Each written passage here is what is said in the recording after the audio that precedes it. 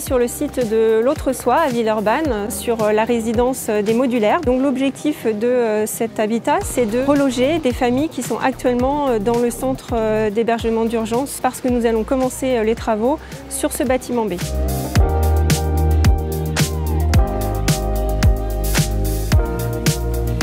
Le relogement concerne 21 familles, environ 100 personnes dont la moitié d'enfants et qui vont rester sur ce site pendant une durée de presque 3 ans puisque avant la fin de l'année 2023, ils devront quitter ce site sur lequel on implantera une résidence sociale.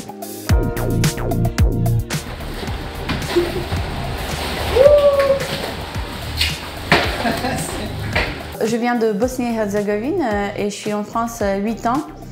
Je suis mariée, j'ai 3 enfants. Moi, je suis déménagée le 3e jour.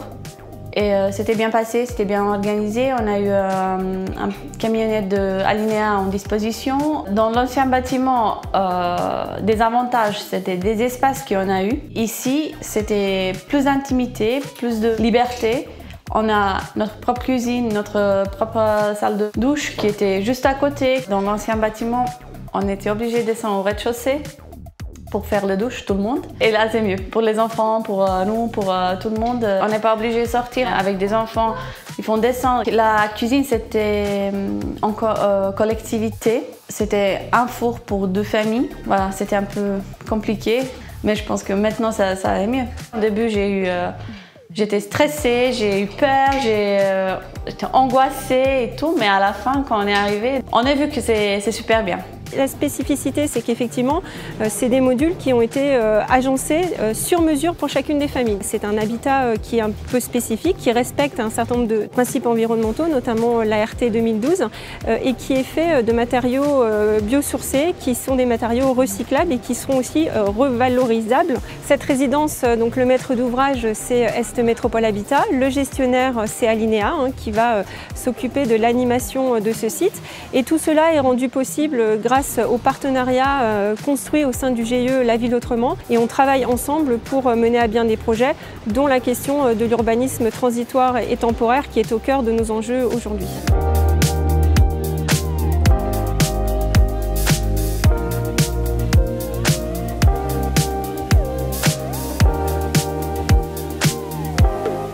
On a travaillé depuis plusieurs années, le service de l'État, à renforcer l'hébergement et l'hébergement d'urgence et d'insertion dans le département. On a fait un gros travail. Depuis 6 ans, on a doublé la capacité d'hébergement. On a également doublé les budgets. On est passé de 4 000 places à 8 000 places et de 40 millions d'euros à 80 millions d'euros.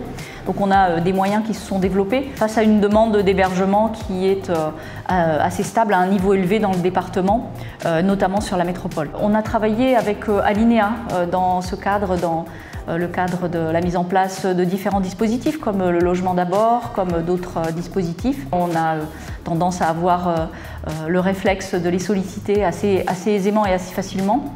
Notamment en 2016, alors lorsque les services de l'État ont démantelé Calais, c'est l'origine du centre d'hébergement de Musset en fait. On a cherché des lieux d'hébergement pour les personnes qui étaient à Calais. On a donc trouvé le site à Villeurbanne, qui était le site de l'ancienne IEFM, qu'on a mobilisé, que EMH a restructuré, dans lequel il a fait des travaux pour notre compte.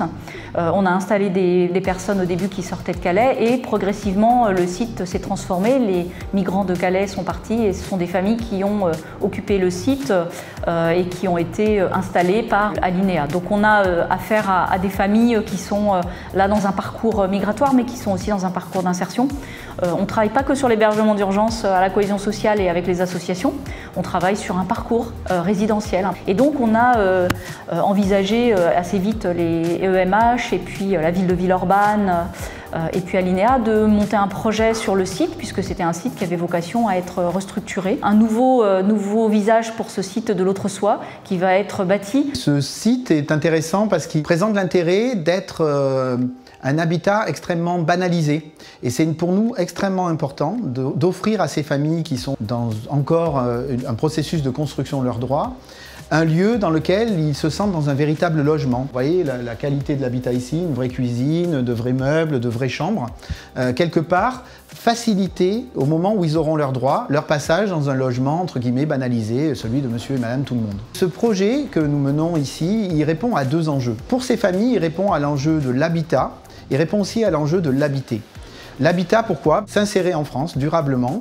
Au-delà d'avoir des droits, c'est aussi comprendre comment on habite dans un appartement. Voilà. Et cet outil que nous offre le programme de l'autre soi fait que ces familles vont pouvoir aller vivre n'importe où ensuite, puisqu'elles auront tous les repères. C'est une réelle satisfaction pour nous que d'offrir cet ordinaire auquel ces familles, quelquefois, pensaient ne même plus avoir droit. Deuxième enjeu, je l'évoquais, l'habiter. Alors, depuis que le CHU a été installé dans le cadre du programme Autre Soi dans l'ancienne UFM, la mobilisation du Centre social Les Brosses, la mobilisation du CCO, la mobilisation de l'école, la mobilisation même de bénévoles qui viennent d'entreprises en proximité, de tous ces acteurs fait que l'arrivée des familles dans ce quartier a été facilitée. Les familles se sentent vraiment être actrices de ce quartier. Les populations qui vivent ici ont été, par exemple, actrices de la fête de quartier qui a eu lieu l'année dernière, ont été actrices du festival du CCO. Voilà, donc c'est une ressource aussi que d'avoir un centre d'hébergement d'urgence pour un territoire. C'est ce qu'on voulait démontrer en créant l'Autre Soi, c'est ce qu'on a réussi avec l'UFM et c'est ce qu'on va encore plus réussir dans ce nouveau contexte. Je déclare le chantier ouvert. Avec la Covid, nous nous sommes rendus compte qu'on ne meurt pas qu'il y ait des problèmes des virus et de santé. On peut en mourir aussi de la solitude et de l'isolement social. La proximité avec le centre d'hébergement d'urgence est une chance pour nous. Parce qu'à La Réunion, nous pensons que la culture doit être au plus près des gens, y compris les plus vulnérables. La Réunion, c'est quoi? Un tiers-lieu culturel. Alors les aubergers peuvent venir tous les jours, ils viennent déjà voir un spectacle, participer à un atelier, aller au Fab Lab, inventer un projet, enfin rencontrer des gens, faire partie et construire une culture commune. Ce projet, il est essentiel pour la métropole de Lyon. Il l'est à 3 titres. D'abord, il rejoint notre préoccupation majeure de dire que le logement est le premier levier d'une intégration, d'une métropole inclusive.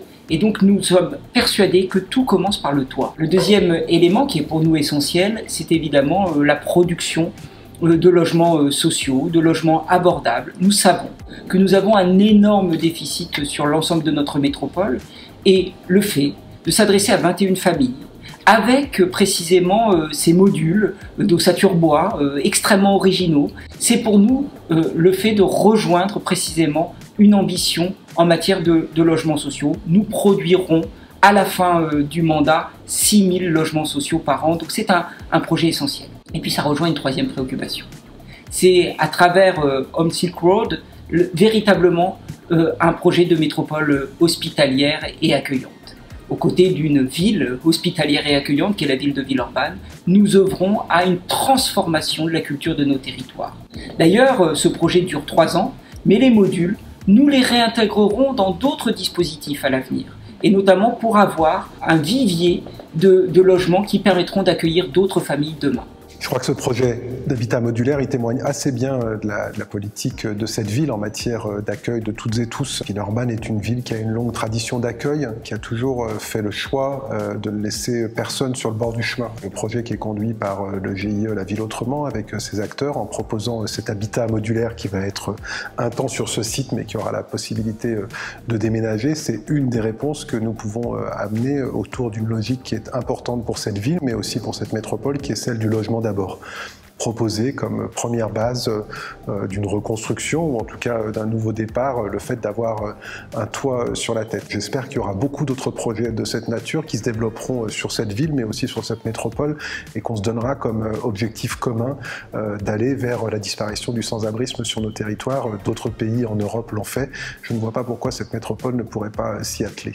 Ce partenariat qu'on a avec Alinéa, qui va connaître un nouveau visage sur le site de l'Autre Soi, est important. Ça montre que quand on travaille dans la durée, on a aussi le soutien des services de l'État, le soutien financier des services de l'État, des collectivités aussi qui se sont beaucoup mobilisées des partenaires associatifs, mais aussi des bailleurs sociaux. Et c'est aussi ça qui est intéressant, c'est ce partenariat et cette cohérence sur le territoire qu'on a, qui est de travailler tous ensemble pour permettre à des familles d'avoir un avenir en France.